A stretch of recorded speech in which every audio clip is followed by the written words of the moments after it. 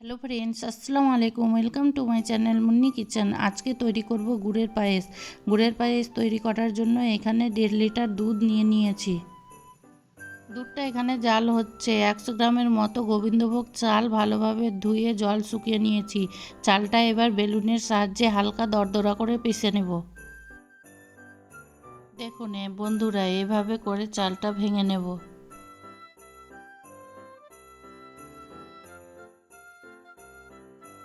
সব চাল ভাঙা হয়ে গেছে। দেখুন চালগুলো এরকম করে ভেঙে নিয়েছি। দুধটা ভালোভাবে ফুটে গিয়েছে। এবার চালের গুঁড়োটা আস্তে আস্তে করে দিয়ে দিব। একসঙ্গে দিলে তলাতে দলা বেঁধে যাবে।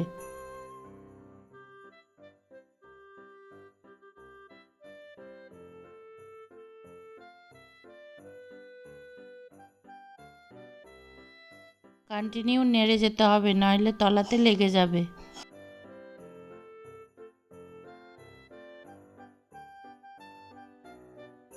এবার 4টা এলাচ দিয়ে দেব।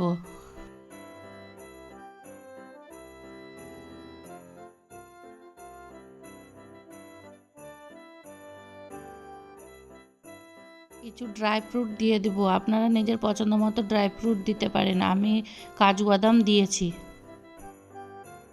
এবার গ্যাসের ফ্লেমটা সম্পূর্ণভাবে লো করে 1 কাপের মতো গুড় দিয়ে দেব। গ্যাসের ফ্লেমটা হাই থাকলে দুধটা ফেটে যাওয়ার সম্ভাবনা থাকে।